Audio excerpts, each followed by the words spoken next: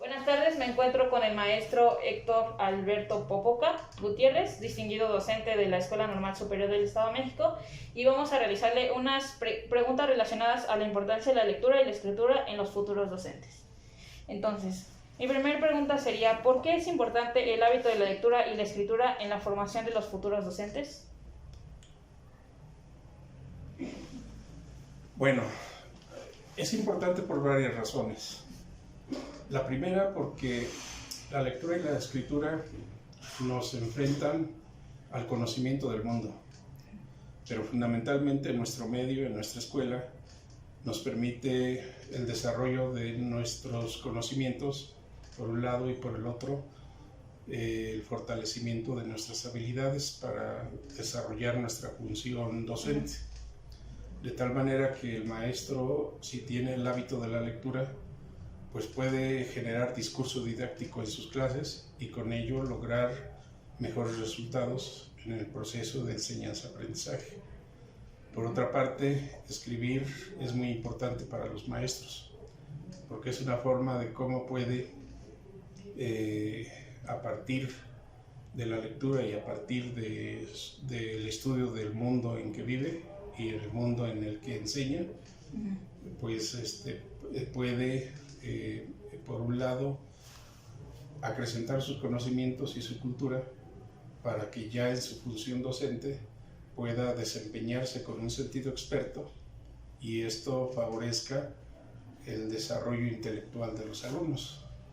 Entonces, estas son algunas razones por las que la lectura y la escritura son importantes. Ahora bien, yo tengo en esta escuela trabajando 37 años, 38. ¿Sí?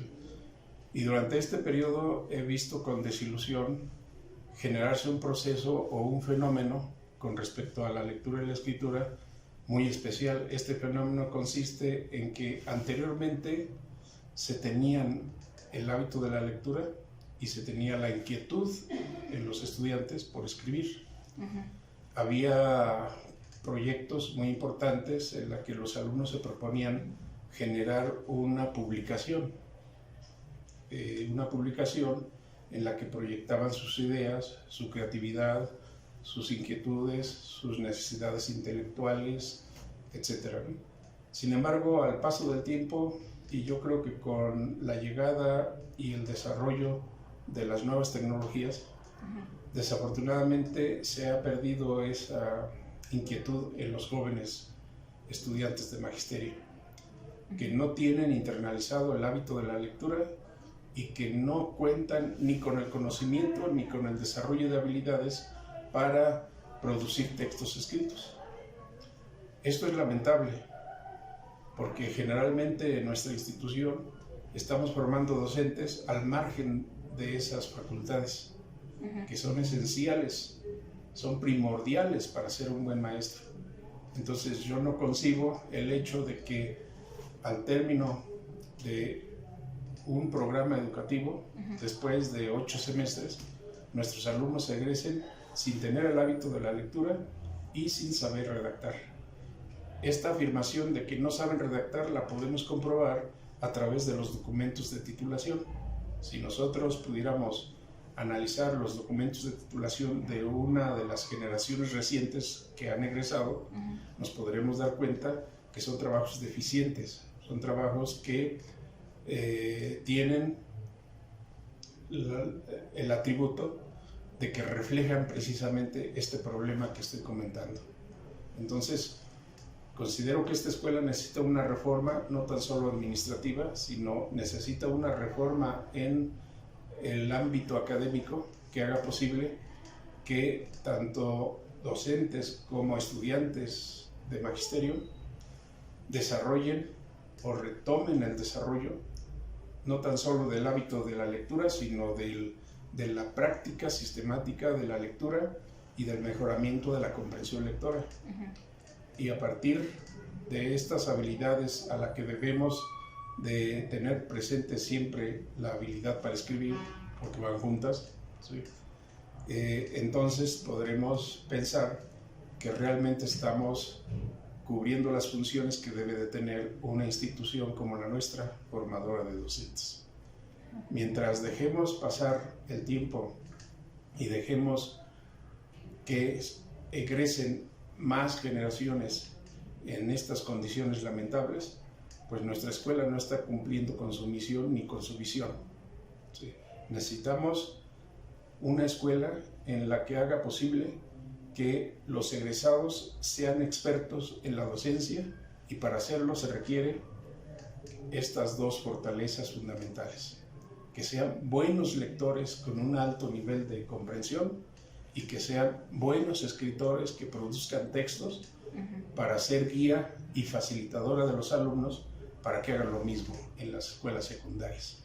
De otra manera siempre nos vamos a estar lamentando de que hacemos posible que egresen alumnos sin la formación correcta, ¿sí?, pertinente, y que estos alumnos que constituyen generaciones y generaciones, por ejemplo, desde el Plan 99 hasta la fecha, pues son ya muchas generaciones de egresados que los hemos remitido al nivel de educación secundaria sin saber leer y escribir.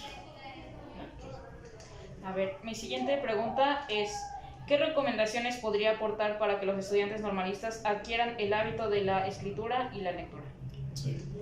En primer lugar, y como se lo he comentado a mis alumnos, es importante que los mismos alumnos piensen por sí mismos, piensen en la lógica de que sin la internalización y fortalecimiento de estas capacidades de lectura, comprensión lectora y escritura, no podrán nunca hacer un buen papel como maestros.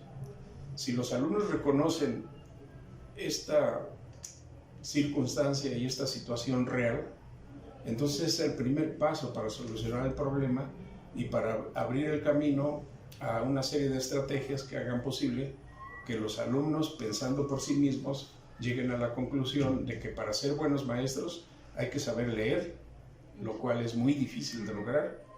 Hay que tener un nivel alto de comprensión lectora, que es todavía más difícil porque implica el desarrollo de nuestras habilidades cognitivas, que muchas veces ni siquiera las conocemos.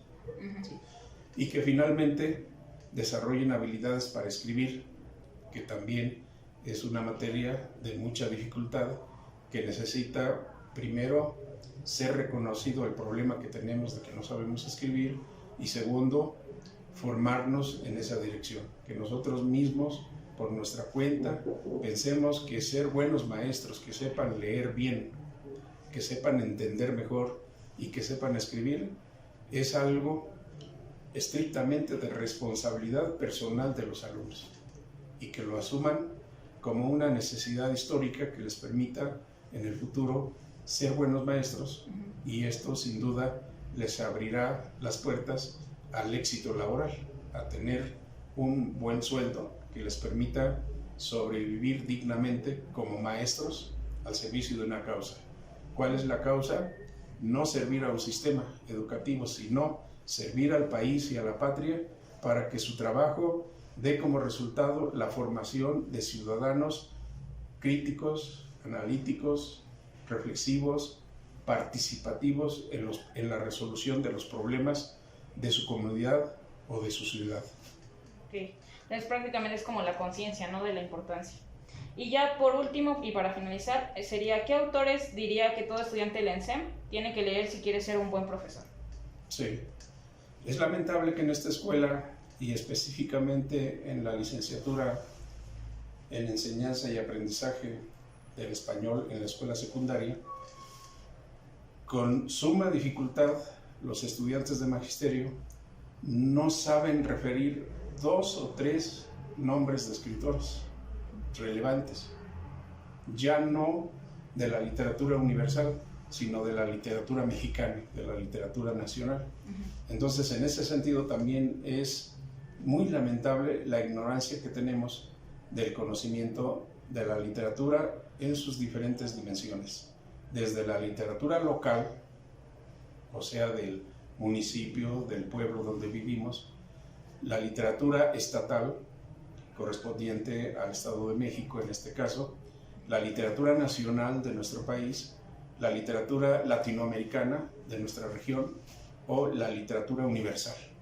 Entonces, sí es importante que tanto maestros como alumnos nos cultivemos en esa dirección, independientemente que estemos en el programa educativo de enseñanza de la lengua, o de biología, o de inglés, o de matemáticas. Tenemos que tener una vasta cultura y la literatura es fundamental para este propósito, que los maestros sean personas cultas, profesionales cultos, que conocen de diferentes temas, de diferentes ciencias, de diferentes disciplinas, de las diferentes bellas artes, para que esto les permita hacer un buen discurso didáctico que haga posible que sus alumnos aprendan realmente y que no solo vayan a las aulas a hacer como que enseñan y los alumnos a hacer como que aprenden, y que finalmente México tenga los últimos lugares en los exámenes estandarizados como Planea o ese tipo de exámenes. Sí. Pero entonces, unos autores que usted nos recomiende, como ya en cuestión de educación, que se enfoquen a la educación. Pero hay que considerar que una cosa son autores de la educación o del área de educación, o autores de la literatura. ¿De cuáles quieres? A ver, deme 2 y 2. 2 de literatura y 2 de educación. 2 de literatura. Bueno, consideremos en primer lugar nuestro premio Nobel. ¿Sí? ¿Quién fue nuestro premio Nobel? Octavio Paz. Octavio Paz. ¿Sí? Con sus obras fundamentales. El laberinto de la soledad. Ese es donde iba. Muy bien, qué bueno que usted tenga esas referencias. Ajá. Otro escritor muy importante que a mí me apasiona leer es Juan José Arreola. ¿Sí? Y así podemos mencionar muchos escritores, no sé, Elena Poniatowska, Cristina Pacheco, Rosario Castellanos en su época y en su tiempo ahí. Y hay que tener conocimiento de estos autores en las diferentes etapas del desarrollo histórico de nuestro país, desde escritores o literatos de la colonia, como Sor Juana Inés de la Cruz, o como Joaquín Arcadio Pagaza en Valle de Bravo, ¿sí? Hasta, digamos, escritores... Juan Luis Nute de aquí, del centro pequeño. Sí, exactamente. Sí. Entonces, pero esto requiere de la conciencia y el compromiso personal de cada uno de nuestros alumnos. Nosotros no podemos imponer. Los programas oficiales de lectura o de promoción de la lectura fracasan porque todo es una imposición. ¿Sí? Y yo creo que la lectura debe ser un acto creativo de libertad. ¿Sí? El día en que los alumnos aprecien esta idea de que la lectura debe ser un acto creativo de libertad, pues vamos a mejorar muchas cosas. Bueno, esos fueron los de literatura. ¿Y ahora los de educación? De educación podemos mencionar los relevantes, que de alguna manera siempre han estado presentes en los procesos de formación de docentes. Por ejemplo, se habla mucho de Vygotsky. ¿Sí? Ahí está Vygotsky, que es un autor no tan solo interesante, sino fundamental en la formación de docentes. ¿Sí? El Estado mexicano, en alguna etapa, en alguna reforma, estableció a Vygotsky como el fundamento teórico para la enseñanza. ¿Sí? Entonces, ¿por qué no tomarle la palabra al Estado en esta circunstancia cuando nosotros vemos que Vygotsky nos puede ofrecer un panorama muy amplio de cómo ser maestro, de cómo enseñar y de cómo la visión de la enseñanza está enmarcada en una ideología que está a favor de los que menos tienen, ¿sí? De los humildes, de los pobres, del pueblo, que lucha y trabaja y que siempre está en una situación de explotación y de saqueo. ¿Sí? Otro autor, Ausubel, por ejemplo, con la teoría del aprendizaje significativo, ¿no? Ahora, referencia de estos autores, Novak, etc., es que aquí en la escuela normal los citamos infinidad de veces, pero los citamos porque hemos escuchado hablar de ellos en algún curso, no los hemos en alguna reunión, a lo mejor. en alguna reunión. Pero yo le aseguro a usted, categóricamente se lo aseguro porque tengo una experiencia de muchos años trabajando, enseñando español en esta escuela, le aseguro a usted que actualmente en nuestros grupos, en los diferentes semestres, ¿sí?, de primero a octavo, ¿sí?, ningún alumno ha leído más de 3 páginas de las obras de cada uno de estos autores que he mencionado. Y ese es nuestro problema, ¿sí?, ¿sí?, que no vemos o que nos negamos a ver.